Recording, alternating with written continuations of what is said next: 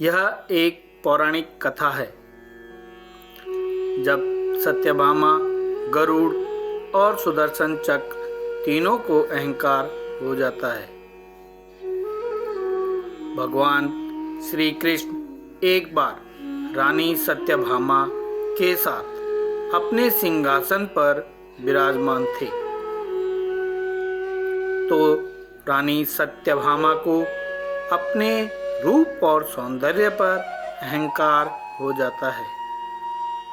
वह भगवान श्री कृष्ण से कहती हैं, क्या जब आप त्रेता युग में राम के रूप में अवतरित हुए थे और सीता आपकी पत्नी थी, क्या वह मुझसे भी सुंदर थीं? रानी सत्यभामा की बातें सुनकर गरुड़ और सुदर्शन चक्र को भी अहंकार मन में आ जाता है। तो गरुड़ ने कहा कि भगवान, दुनिया में मुझसे ज़्यादा तेज गति से कोई उठ सकता है क्या? तभी सुदर्शन चक्र भी अपने दिल की बात कह देते हैं। उनसे भी रहा न गया और कहते हैं, प्रभु, मैंने बड़े बड़े युद्ध में आपको विजय दिलाई है। क्या इस संसार में मुझसे भी अधिक कोई शक्तिशाली है? भगवान श्री कृष्ण अपने मन ही मन में मुस्कुराते हैं और तीनों का अहंकार दूर करने के लिए अपने प्रिय भक्त हनुमान को याद करते हैं। वह रानी सत्यभामा से कहते हैं कि हे देवी, आप सीता के रूप में तैयार हो जाएं और स्वयं राम का रूप धारण कर लिया।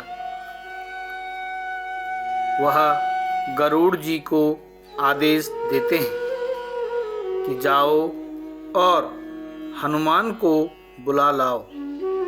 भगवान राम और माता सीता के साथ आपसे द्वारका में मिलना चाहते हैं। सुदर्शन चक्र को आदेश दिया कि तुम महल के प्रवेश द्वार पर पहरा दो और मेरी आज्ञा के बिना कोई महल में प्रवेश न करे।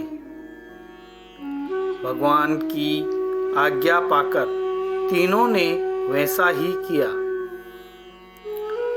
गरुड़ जी हनुमान जी के पास पहुंचकर भगवान राम का संदेश उनको सुनाते हैं और साथ में चलने को कहते हैं। हनुमान जी तो राम के प्रिय थे, वह सारी बातें समझ गई। भगवान ने अवश्य किसी कार्य के लिए अपने भक्त को याद किया है।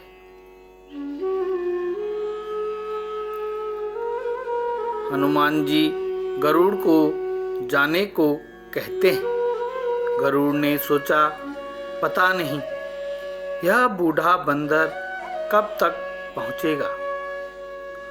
खैर, मैं वापस चलता हूं। लेकिन यह क्या, जब गरुड़ जी महल में पहुंचते हैं तो हनुमान जी को प्रभु के सामने बैठा हुआ देखते हैं।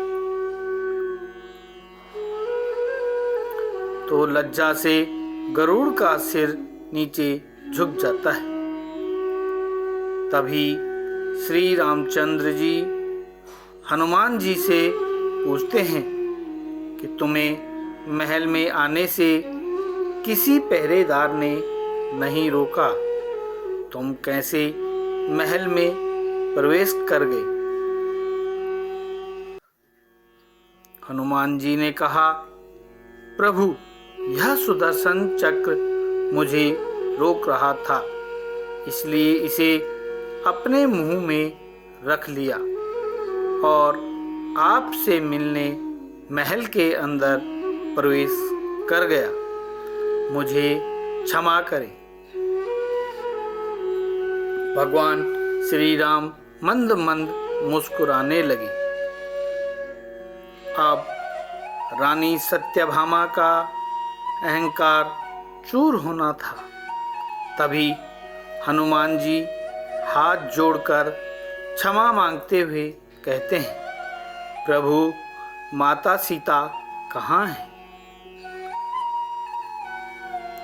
आपने उनकी जगह पर अपने सिंहासन पर यह कौन सी दासी को बिठाकर रखा है?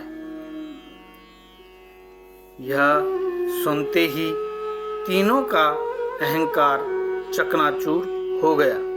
वे सभी भगवान की लीला को समझ जाते हैं। तीनों की आंखें नम हो जाती हैं और भगवान के चरणों में झुक गए। प्रभु, आपकी लीला अद्भुत है।